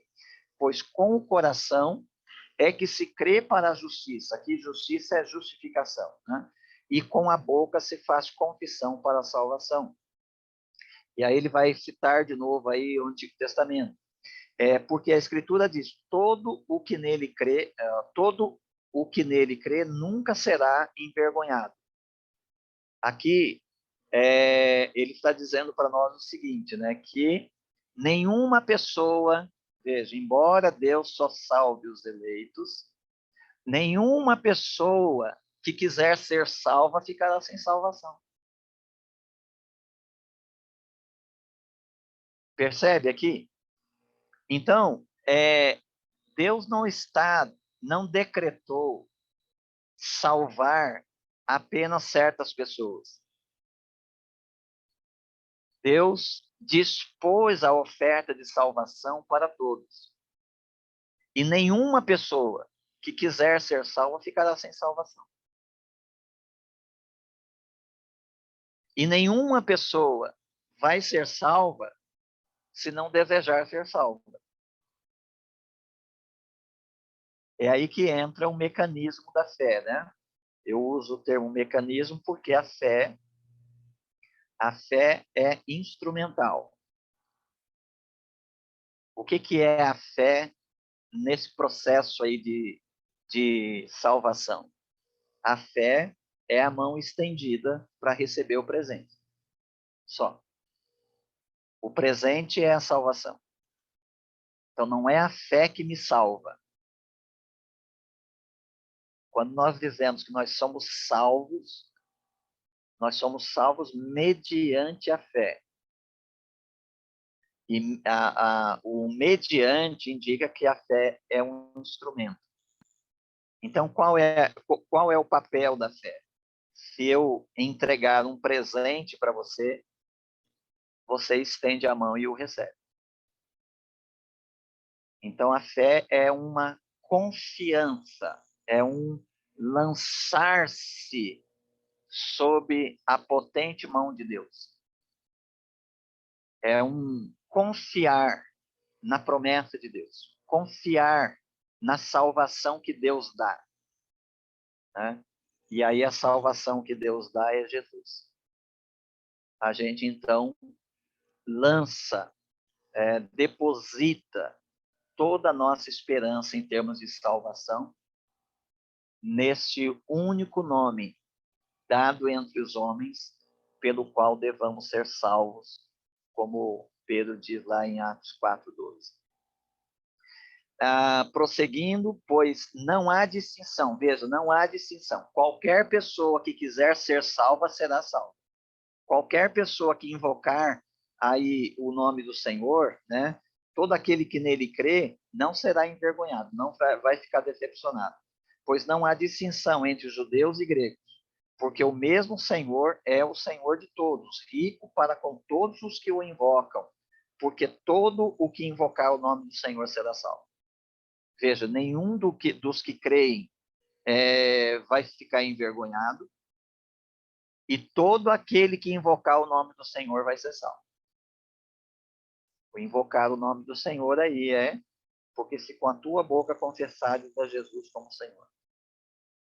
Todos esses, aí o Paulo está dizendo que eles são salvos, porque todo que invocar o nome do Senhor será salvo. Agora, se todo que invocar o nome do Senhor vai ser salvo, então o Paulo começa uma série de perguntas. Como invocarão aquele em quem não creram? Veja, a invocação do nome do Senhor já é fé. Quando uma pessoa clama por salvação, a fé já está presente. Como invocarão aquele em quem não creram? E aí, se é impossível que eles invoquem aqueles que eles não creram, também é impossível que eles creiam naquele de quem não ouviram falar. Então, é imprescindível a pregação do Evangelho. E, se é imprescindível que eles ouçam para crer, é imprescindível que alguém pregue, porque como ouvirão se não há quem pregue? E também é imprescindível, para que haja quem pregue, é imprescindível que haja quem os envie para a pregação. Assim como está escrito, como são belos pés dos que anunciam coisas boas, mas nem todos deram ouvidos ao nosso evangelho. Aí vem a questão da rejeição. Será que foi Deus quem rejeitou Israel? Ou foi Israel quem rejeitou a Deus? Mas nem todos deram ouvidos ao evangelho, pois Isaías diz: o Senhor, quem deu crédito à nossa pregação? A nossa mensagem, né? Portanto, a fé vem pelo ouvir e o ouvir pela palavra de Cristo.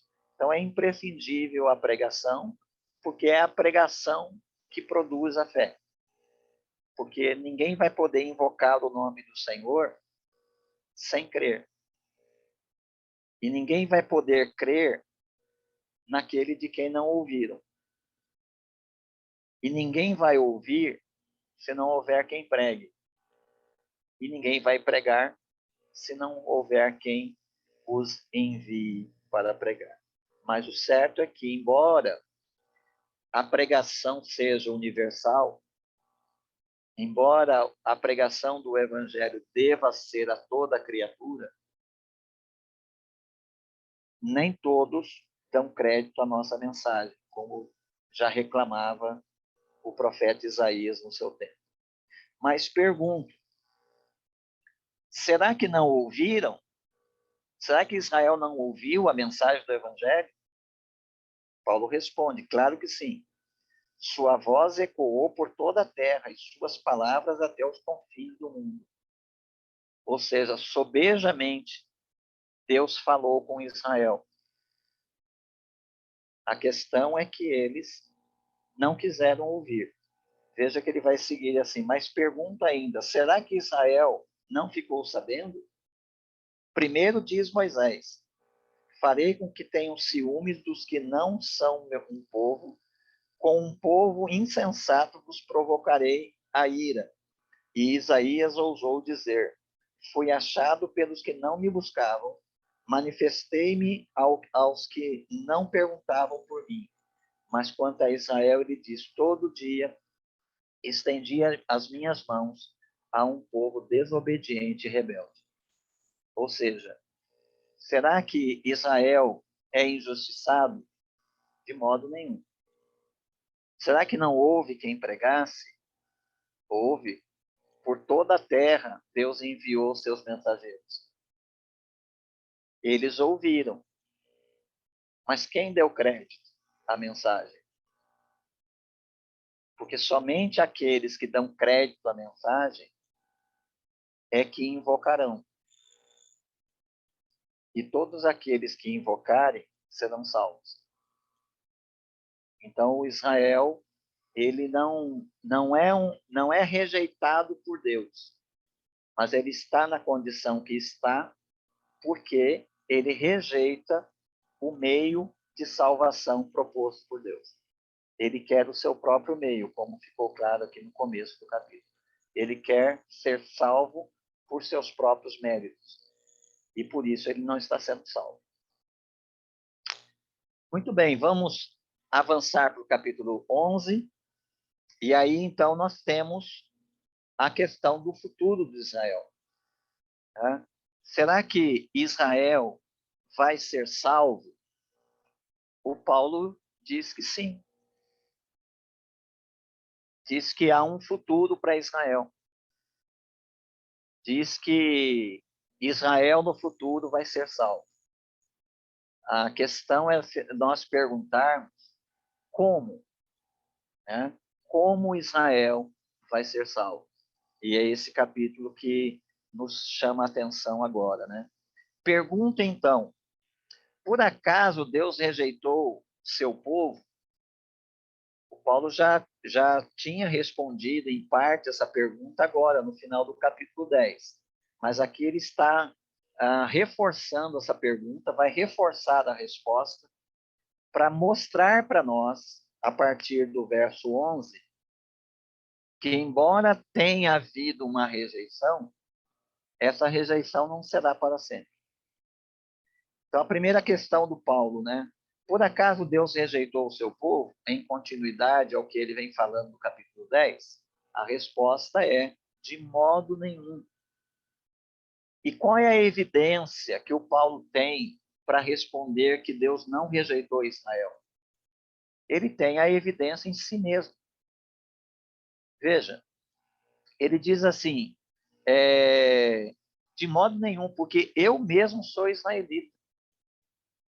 E Deus salvou Paulo. Então, Deus rejeitou Israel? De modo nenhum, porque Deus está salvando os judeus.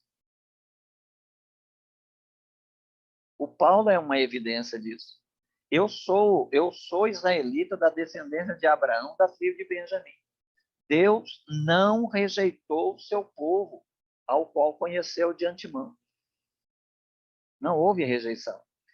O que a gente já viu ali o Paulo antecipando no capítulo 10 é que Deus enviou seus mensageiros por todo o mundo para anunciar o evangelho, e por Israel querer ser salvo por sua própria justiça, ele está rejeitando a justiça que vem de Deus, que vem mediante a fé em Cristo.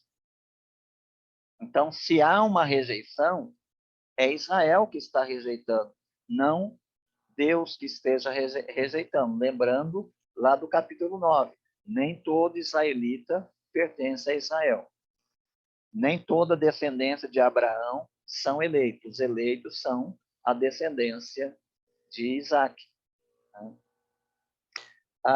Deus não rejeitou o seu povo, ao qual conheceu de antemão. Ou não sabeis o que a Escritura diz sobre Elias, como ele fala a Deus contra Israel. Veja, na época do Elias, o Paulo está trazendo isso à memória, na época do Elias já existia essa questão, porque o próprio Elias, quando ele vai lá na caverna, depois do confronto lá com os profetas de Baal no Monte Carmelo, ele mesmo, ali questionado por Deus, ele diz que todo mundo voltou as costas para Deus, só ele ficou.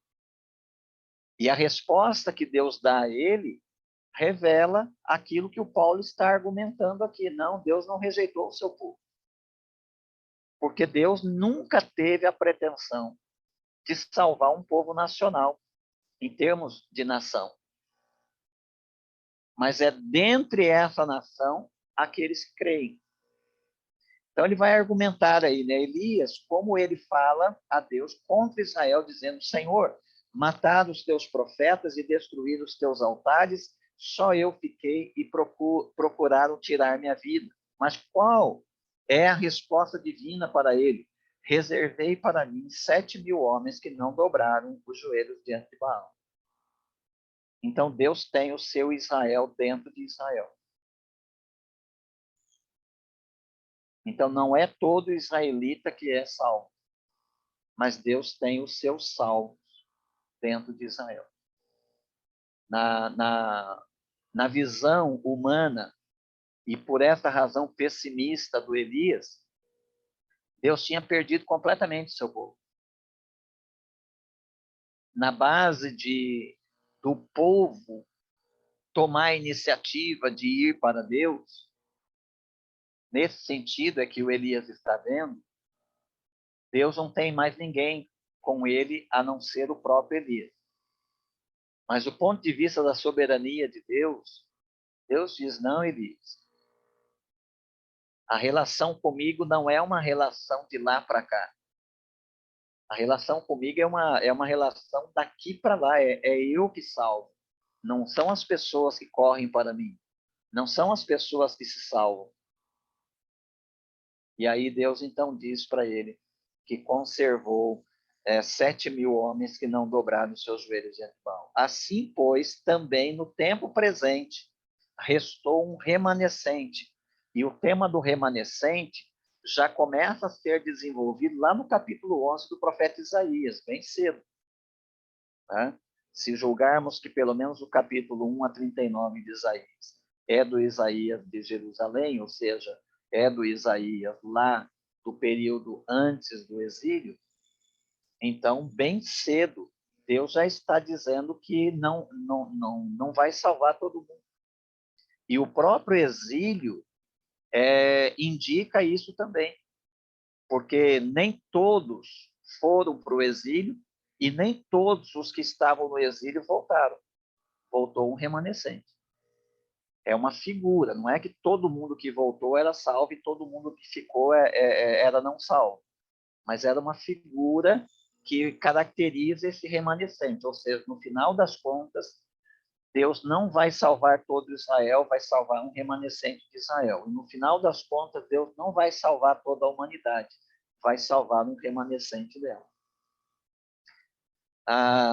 Daí, quando a gente pensa assim, é importante, porque a gente pode pensar que, como os israelitas começaram a pensar, depois que o Paulo falou da fidelidade de Deus em salvar e manter salvo, e eles perguntam, mas com relação a Israel, a palavra não falhou? Nós podemos fazer essa mesma pergunta hoje. Porventura, não está falhando a palavra de Deus, porque nem todo mundo está se convertendo.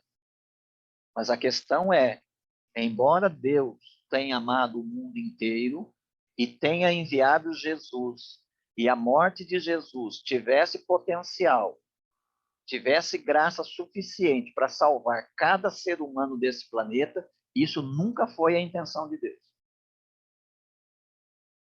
A intenção de Deus é salvar um remanescente. Né? Linguagens como aquela que a gente vê em Timóteo, que Deus quer a salvação de todos os homens, precisa o todo, né? O todos precisa ser entendido todo de toda espécie, ou seja, judeus e gentios. Mas não um todo de que Deus quer salvar a totalidade. Nunca foi assim. E a realidade também mostra para nós que não é assim. Deus vai salvar apenas um remanescente. E o restante, né, vai seguir o seu curso. Deus não está mandando ninguém para o inferno. Apenas está usando de misericórdia para com alguns que estavam indo, estão debaixo da mesma condenação. Deus está usando de misericórdia para com o remanescente e deixando que os demais sigam o seu rumo, rumo à perdição final. Prosseguindo aí, ele diz, né? Mas se é pela graça, e né? Já não é pelas obras. Do contrário, a graça não seria graça. A mesma coisa que ele argumentou lá no capítulo 4, né? Dizendo que se você trabalha, você recebe o seu salário. O seu salário não é graça, é dívida. Mas Deus salva aquele que não trabalha, ou seja, aquele que não busca a salvação pelas obras da lei. Não trabalha, né? Querendo cumprir a lei para ser salvo. Deus justifica o ímpio. Não justifica justo. Justo não precisa de justificação. Mas Deus justifica ímpios. E é por isso que é pela graça. E então, a próxima pergunta que o Paulo faz aí também nesse capítulo 11. Ele diz, e então? Que diremos então diante disso? O Paulo vai responder, o que Israel está buscando, isso não alcançou. que o Israel está buscando? A justificação pelas obras. O que Israel está buscando, isso não alcançou, mas os eleitos o alcançaram. E os demais foram endurecidos. Endurecidos aqui Deus deixou que eles seguissem seu próprio rumo. Ele já havia colocado isso para nós no capítulo 1, quando ele falou de que Deus entregou, né? Por 3 vezes, o Paulo diz que Deus os entregou às paixões infames, Deus os entregou a uma mentalidade condenável. O que é entregar? Deus simplesmente deixou, né, que essas pessoas seguissem o seu próprio rumo. Todos nós fomos deixados para seguir nosso próprio rumo, mas alguns de nós, Deus interrompeu esse rumo usando de misericórdia e nos resgatando. E outros, Deus deixou seguir o seu próprio rumo. Como está escrito, até o dia de hoje, Deus lhes deu um espírito entorpecido, olhos para não ver e ouvidos para não ouvir.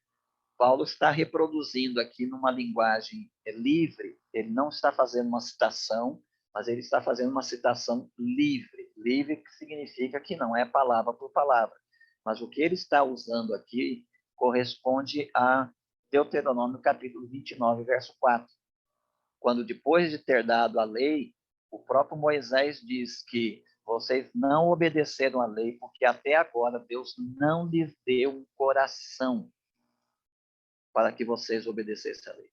Ou seja, Deus deu a lei não para vocês serem salvos, mas para vocês perceberem o quanto vocês dependem da misericórdia de Deus e vocês pudessem correr a Ele em busca dessa misericórdia.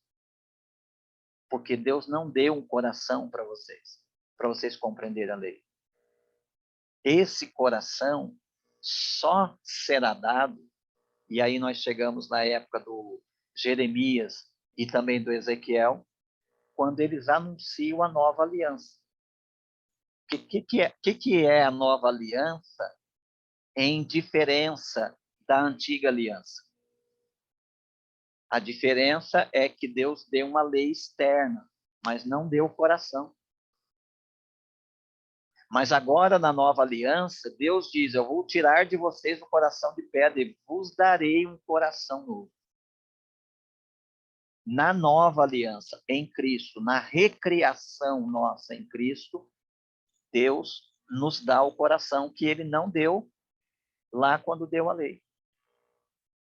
Então, a lei não pretendia salvar, pretendia guiar para Deus, guiar para a misericórdia, guiar para Cristo. E todos aqueles que perceberam pela lei que não tinham justiça própria e correram em busca de misericórdia e invocaram o nome do Senhor, foram salvos, estão sendo salvos. E esta ideia, né, de buscar, né, buscar aí a justificação pelas obras da lei, vai fazer com que eles continuem tropeçando na pedra de tropeço, que é o próprio Jesus, o Salvador. Mas os eleitos alcançaram e os demais foram endurecidos. Como está escrito, até o dia de hoje, Deus lhes deu um espírito entorpecido, olhos para não ver e ouvidos para não ouvir. E Davi diz que a sua mesa se torne em laço e em armadilha, em pedra de tropeço e em retribuição para eles. Que os seus olhos se escureçam para não ver e que tu lhes encurves sempre as costas. Essa é uma linguagem bastante assim ativa, né, da parte de Deus, tem Deus como sujeito, no sentido de que não que Deus faz isso ativamente, Deus fez isso ao dar a lei. E não é que ao dar a lei Deus fez isso com todos. Essas pessoas que estão sendo encurvadas aqui, essas pessoas que estão com o espírito entorpecido, essas pessoas cuja mesa está se tornando laço, são as pessoas que resistem à oferta da salvação mediante a graça. A lei se estabelece para elas como um fardo. A lei pesa sobre elas e elas se encurvam. Para elas se libertarem do jugo, do peso da lei, elas precisam ser empurradas para a misericórdia, né? Empurradas para Cristo, que então lhes trará alívio. Como Jesus disse lá em Mateus 11, 28 a 30, né? Vinde a mim todos vós que estáis cansados e sobrecarregados. Esse cansado e sobrecarregado é o peso da lei, é o peso de buscar a salvação mediante as obras, né? E Jesus diz, tomai sobre vós o meu jugo. O que é o meu jugo? É a justificação que Deus dá, é a justiça que Deus dá. Tomai sobre vós o meu jugo e aprendei de mim, que sou manso e humilde de coração, e encontrareis, achareis alívio para as vossas almas. Alívio para as vossas almas é salvação.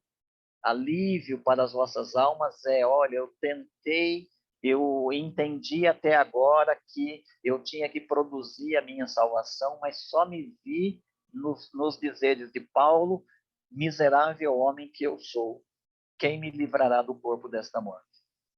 Mas agora eu encontrei o Salvador. Graças a Deus por Cristo Jesus, nosso Senhor.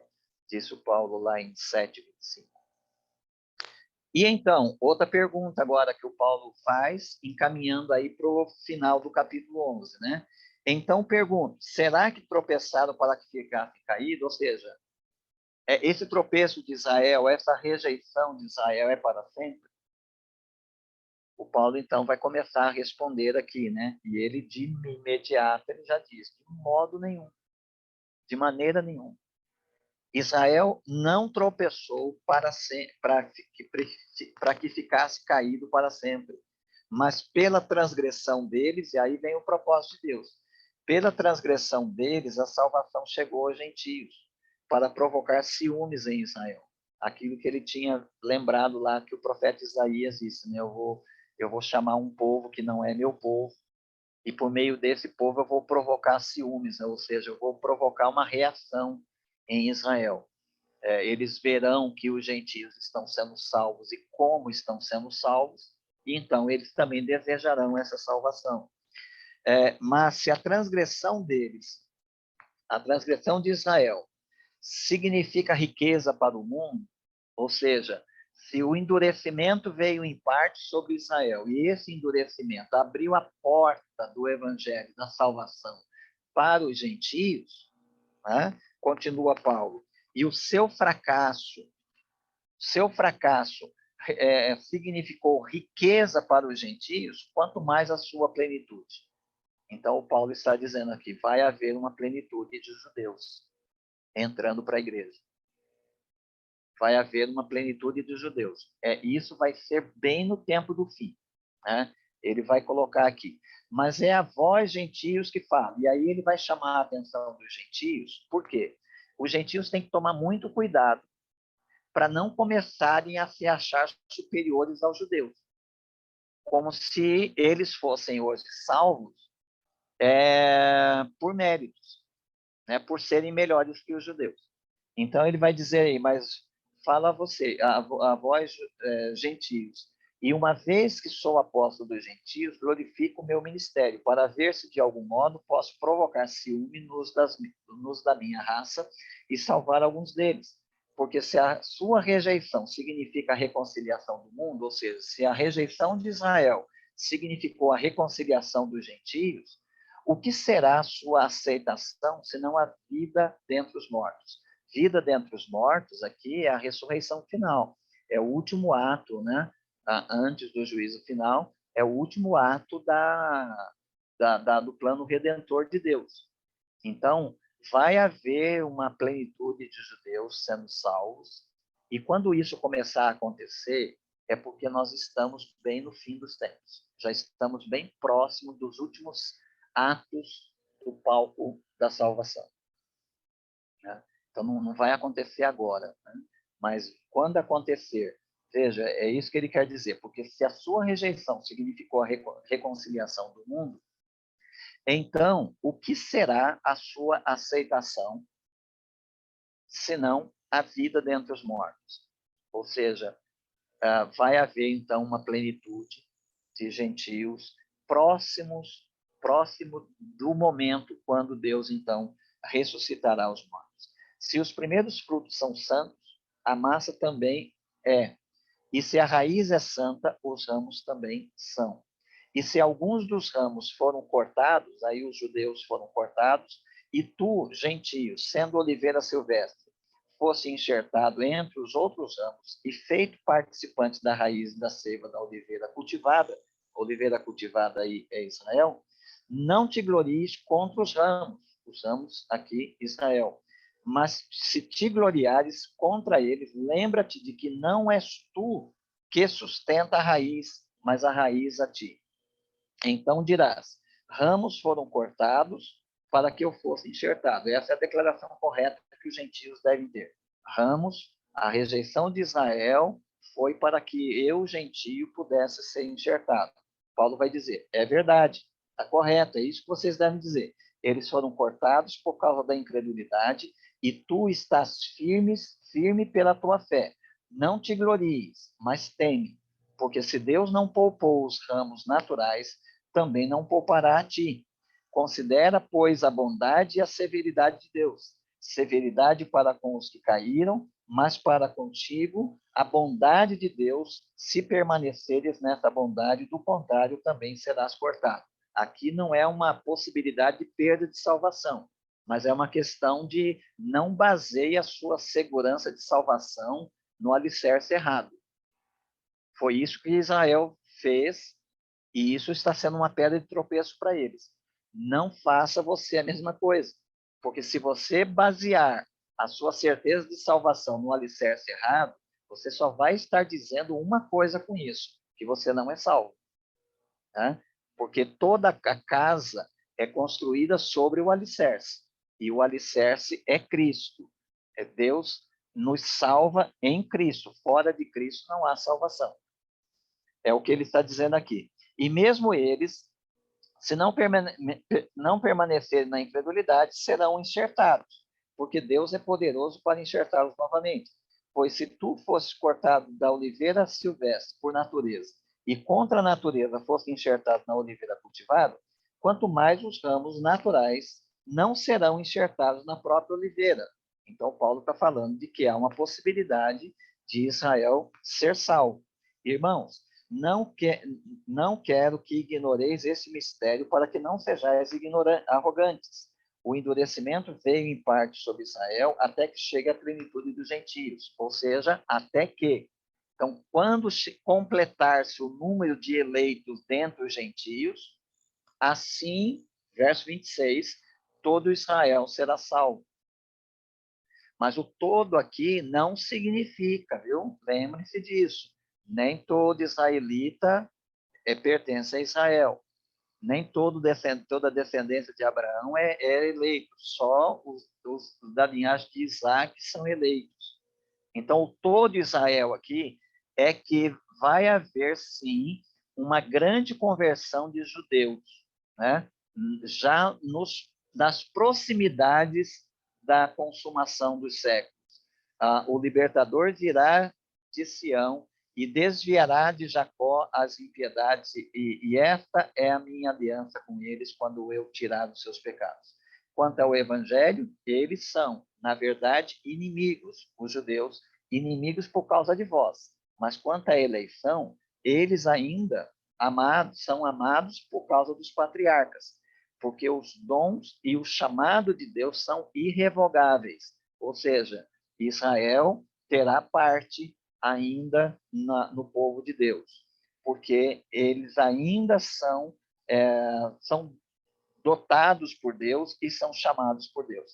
Pois assim como antigamente fosses desobedientes a Deus, mas agora alcançasse misericórdia em razão da desobediência deles, assim também estes agora se tornaram desobedientes para também alcançar misericórdia em razão da misericórdia que vos foi demonstrada. Ou seja, o endurecimento veio em parte sobre Israel por um tempo determinado. Quando os gentios, o número dos eleitos entre os gentios se completar, então, da mesma forma que Deus salvou os gentios, Deus vai salvar os judeus, né? porque Deus colocou todos, judeus e gentios, debaixo da desobediência, a fim de usar de misericórdia para com todos. Ou seja, no final das contas, tanto os judeus quanto os gentios serão salvos, não na sua totalidade, mas apenas dentre eles os eleitos, e todos eles serão salvos pelo mesmo caminho, ou seja,